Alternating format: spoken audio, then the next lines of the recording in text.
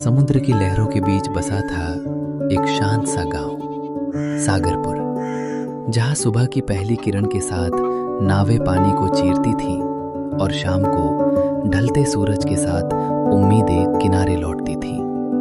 यही रहता था आलोक कुमार, न ज्यादा अमीर न बहुत गरीब, बस एक साधारण मछुआरा जिसकी दुनिया उसकी टूटी नाव, बूढ़ी माँ और समुद्र से जुड़ी उम्मीदों तक सीमित थी।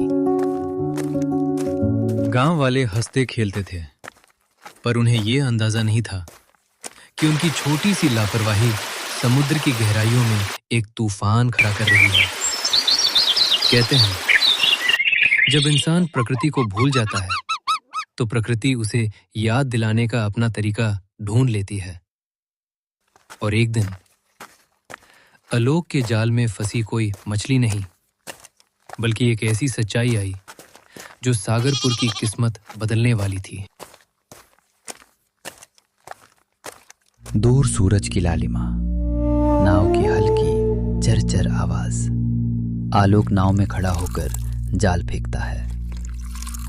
हे भगवान, आज तो कुछ अच्छा मिल जाए। फिर से खाली। अब क्या फायदा इन नियम कायदों का, जितना मिले पकड़ लो, नहीं तो भूखे मरेंगे। अरे हाँ, समुद्र हमारा है, कौन रोकेगा हमें।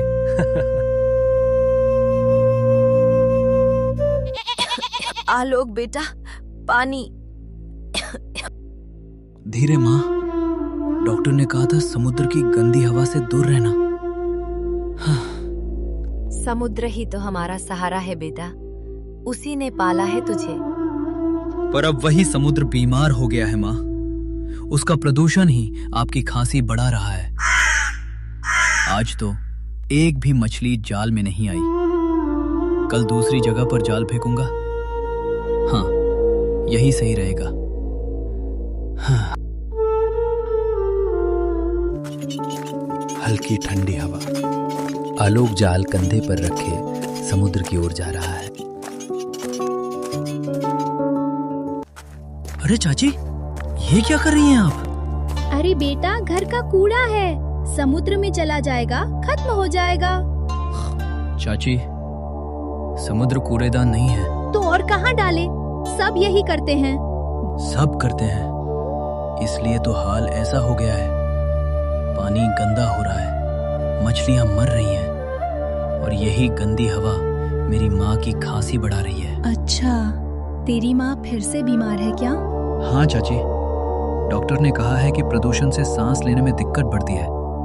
अगर समुद्र साफ रहेगा तो गांव भी स्वस्थ रहेगा। कहता है बेटा, आगे से ध्यान रखूंगी।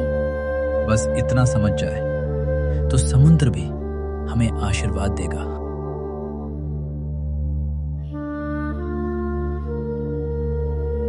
आलोक चाची को समझाकर काम करने निकल जाता है। वो समुद्र में जाल डालने के लिए नाव में बैठा है। सुबह की हल्की धूप, हल्का समुद्री हवाओं का झोंका। आलोक जाल डालता है, फिर उसे खींचता है तो उसे एक भारी भरकम चीज फंसने का एहसास होता है। आज तो कोई बड़ी मछली हाथ लगी है। ये क्या? मछली तो थी ये क्या है?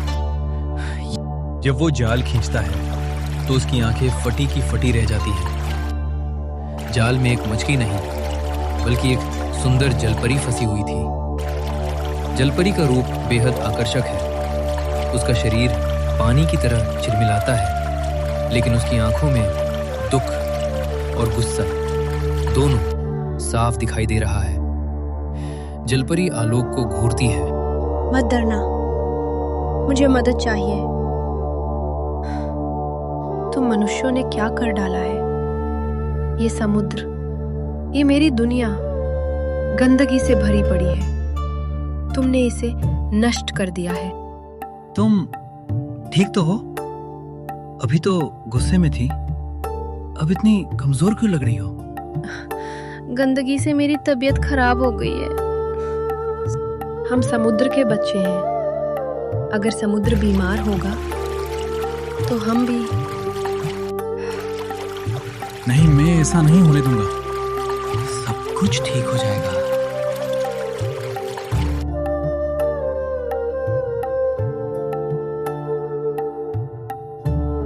छोटी सी झोपड़ी, अंदर सादगी। माँ घर पर नहीं है, वे बाजार गई हुई हैं। आलोक जलपरी को सहारा देकर अंदर लाता है और चारपाई के पास बैठाता है। तुम यहाँ आराम से बैठो, मैं भी साफ पानी लाता हूँ। वो मिट्टी के घड़े से पानी लाकर कटोरे में देता। ये लो, धीरे धीरे पीना। तुम्हारा नाम क्या है और तुम्हारे माता पिता? मेरा नाम वारी है। मेरे पिता समुद्र की गहराइयों के रक्षक हैं और मेरी माँ समुद्र की रानी थी। मतलब मेरे माँ की मृत्यु हो गई एक अजीब बीमारी से। समुद्र का पानी जहरीला होता जा रहा था। वही बीमारी उन्हें भी लग गई।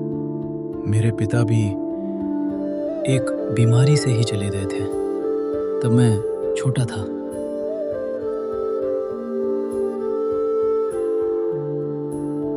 आलोक, मुझे अजीब लग रहा है। ये सूखी चारपाई, ये हवा।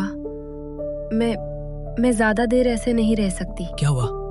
दर्द बढ़ रहा है क्या? मुझे पानी चाहिए। पानी ही मेरा घर है, वहीं मैं ठीक रह पाऊंगी। तुम चिंता मत करो, मैं अभी कुछ करता हूँ। आलोक एक बड़ा टब खींचते हुए लाता है। देखो वारी, इसमें आराम मिलेगा।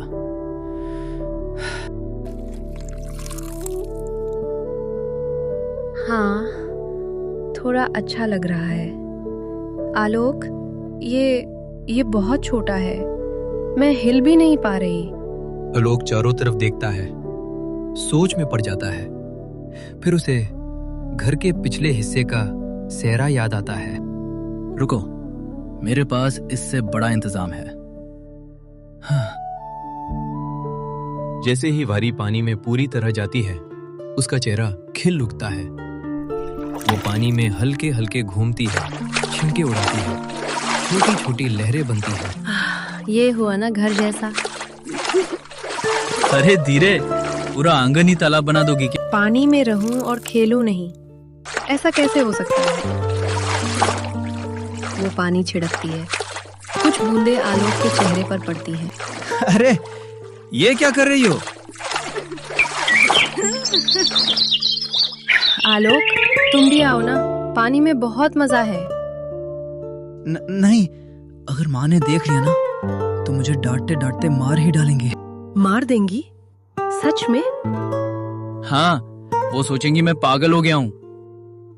तब तो वो मुझे भी मार देंगी। नहीं, कोई तुम्हें नहीं मारेगा। पानी पर तुम्हारा भी अधिकार है।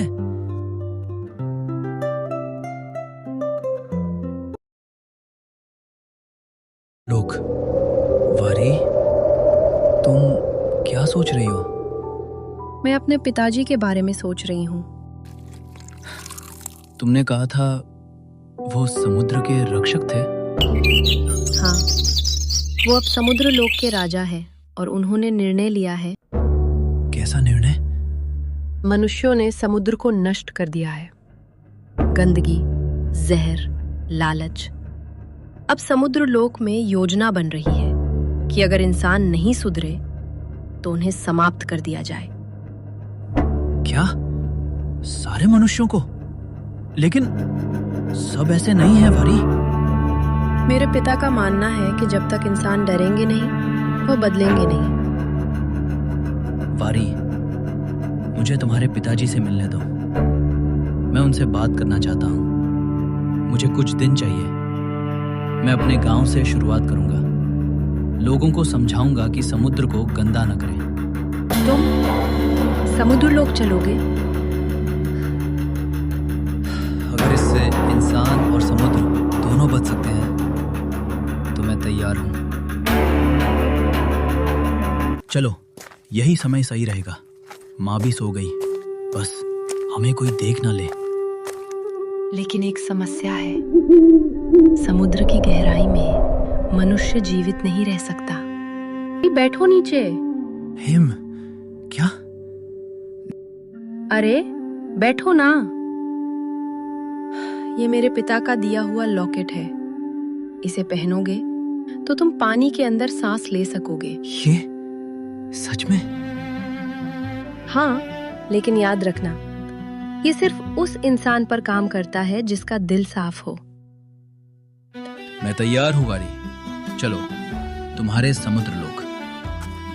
दोनों लहरों में आगे बढ़ते हैं। पानी शांत हो जाता है।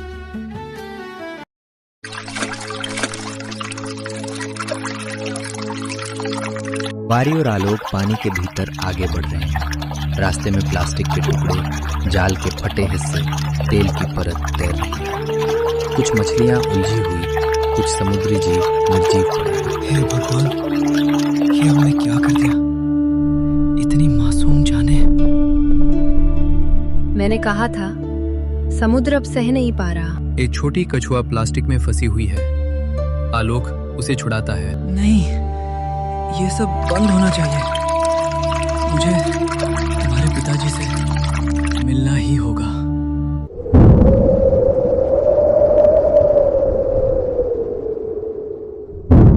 अचानक आसमान काला हो जाता है। तेज हवाएं चलती हैं।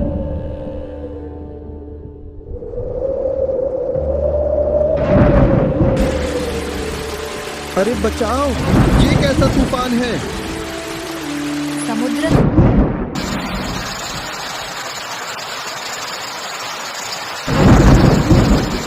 नाराज हो गया। समुद्र में ऊंची ऊंची लहरें उठती हैं। गांव के लोग भाग रहे हैं। हे ऊपर वाले, बचाओ हमें। प्रकृति नाराज हो गई है।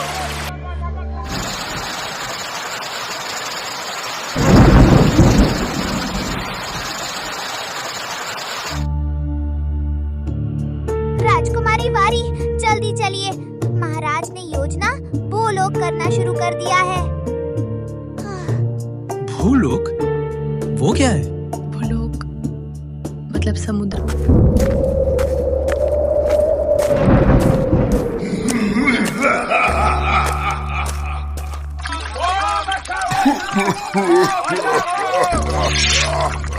अरे बचाओ, ये कैसा तूफान है?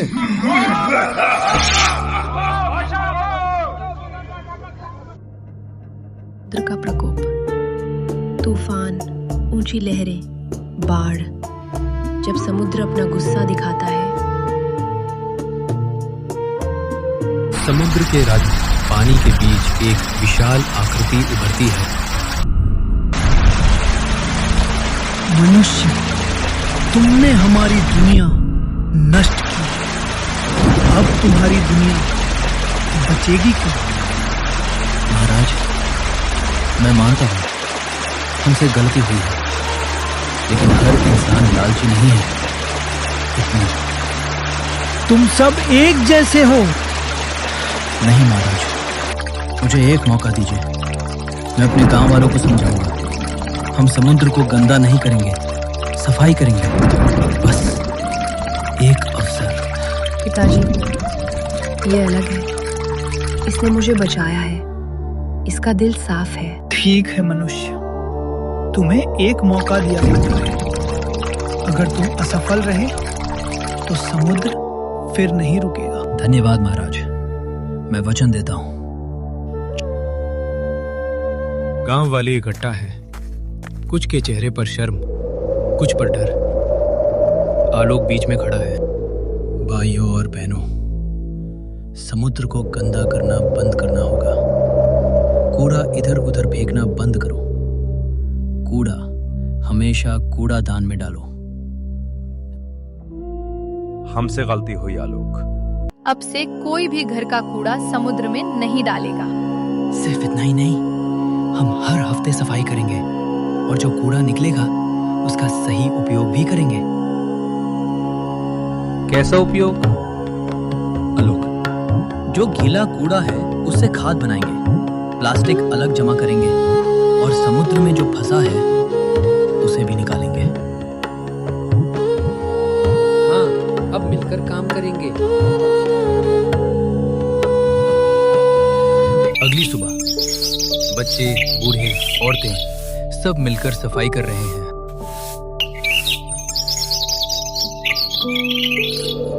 लकड़ी से कूड़ादान बनाए जा रहे हैं। कुछ लोग गड्ढा खोदकर खाद बना रहे हैं।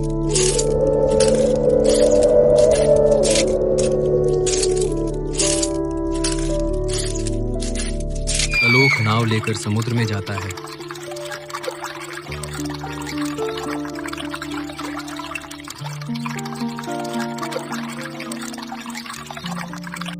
जाल डालता है। इस बार मछली पानी के अंदर वारी भी तैर रही है। वो फंसे जाल और प्लास्टिक को खोलकर आलोक की मदद करती है।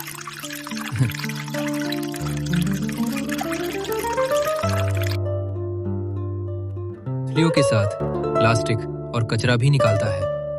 आज मछलियों से पहले कूड़ा निकलेगा।